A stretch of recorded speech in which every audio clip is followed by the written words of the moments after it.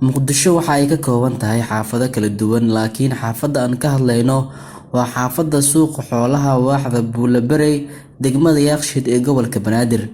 Xaafadan ayaa dadka ku nool waxa ay xilligan wajahayaan masjid la'aan maadaama xaafadda aysan lahayn wax masaajid ah.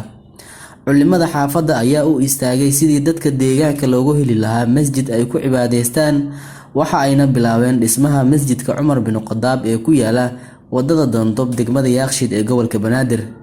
Sheekh Axmed Macalin Xasan oo loo yaqaano Axmed Weli, isla markaana ah gudoomiyaha guddiga gacanta ku haya dhismaha masjidka Cumar bin Khadaab ayaa ugu horeyn faahfaahin waxa uu ka bixinayaa halka uu marayo dhismaha masjidka iyo baahiyaha uu xilligan qabo.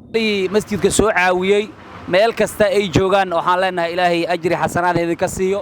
midda kale masjidka maanta shub ayuu joogaa, baahidiisana masjidka kow iyo laba ma joogto. walaalaha waxaan ka codsanaynaa waxa ay tahay ilaa aan ka aragno masjidka oo lagu cibaadaysanayo la furayo insha Allah taala oo ka dhameystirmo. waxaan ka codsanaynaa waxa ay tahay masjidka inay soo caawiyaan insha Allah taala. masjidka wuxuu u baahan yahay waxa ay tahay shamiitu wuu rabaa masjidka oo baahidiisa kow iyo laba ma joogto.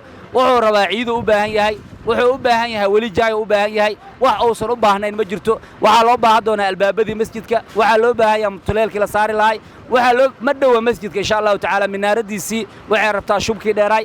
walaalaha marka waxaan ka codsanaynaa meel kasta ay joogaan insha Allah taala masjidka baahidiisa kow iyo laba ma joogto insha Allah taala inay masjidka soo saacidaan oo sida ay u garab istaageen shalay markastana ay u garab istaagaan insha Allah taala. waxa garbeyga taagan culimadii, waxa ila joogtaa odayaasha xaafadda. walaalaha marka waxaan ka codsanaynaa meel kasta ay joogaan waan u duceynaynaa insha Allah taala saan ugu duceey jirnay. ilaahayna waxaan ka rajeynaynaa qofkii maarta qof kasta muraadka ay leedahay inuu ilaahay ugu sahlo insha Allah taala oo wax kasta maarta ay qalbiga ku haydo insha Allah taala ilaahay u sahlo. qofkii jirana ilaahay uu ku caafiyo sadaqada fadligeeda, qof kastana muraadka ay leedahay ilaahay uu ku sahlo insha Allah taala. walaalaha marka waxaan ugu baaqaynaa insha Allah taala masjidka ila soo caawiyo, baahida masjidkana wali way taagantahay insha Allah taala oo shubka kaliya ma ahan hala soo caawiyo. Culimada iyo dadka deegaanka ayaa dhankooda waxa ay ummadda Soomaaliyeed ugu baaqeen inay ka qayb qaataan dhismaha masjidka maadaama uu yahay beed Alle loona baahan yahay cid walba inay gacan ka geysato dhismaha masaajidka. nabiga sallallahu alayhi wasallam wuxuu yiri man banaa masjidan lillahi bana Allahu baytan fil janna. qofkii masaajid dhiso oo Ilaahay dartiisa u dhiso oo dhismadiisa ka qayb qaato oo wax ku darsado, Ilaahay ayaa jannada macnaha beyd ugu dhisaayo. marka ikhwatal izza jannada in beyd lagaaga dhiso wax kaaga qiimo badan oo biriga lagu sii lahay ma jirto. jannada macnaha makaan oo macnaha la dejiyo, jaayida la dejiyo way ka khayr badan tahay adduunyada iyo wax allaala wixii ku sugan. haddii jannada meel yar aad ka hesho oo Ilaahay uu kugu marti qaado, adduunyadan iyo wax allaala wixii ku sugan way kaaga khayr badan tahay.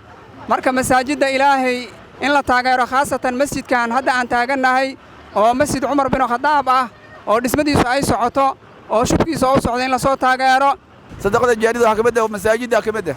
marka masaajidda maarta waa in qofkii oo Ilaahay subhanahu wa ta'ala iyo adoomada sameeyay oo ay ku hariir lahaayeen qofkii marka kaalan ku geysato waa marta waa in qof Ilaahay subhanahu wa ta'ala oo marta waa in maqam weyn xaq marta Ilaahay subhanahu wa ta'ala oo marta ku geysto waay. marka insha Allah ta'ala maalkiin Allah idin barkeeyo, xoogin Allah idin barkeeyo. haddana waxa marta waa in aan idin ku codsanayna sidii yad hor u geysateen si ka daran haddana marta waa in yad u geysataan. iman kasta oo muslim ah oo diinta islaamka sheekaysta meel kasta oo joogto inay masaajidka ay qayb qaadato. waxa noo dhiman waa wax yar aan gabageyno. assalaamu alaykum wa rahmatullahi ta'ala wa barakaatuh. Cumar Buulatusma TV, Muqdisho.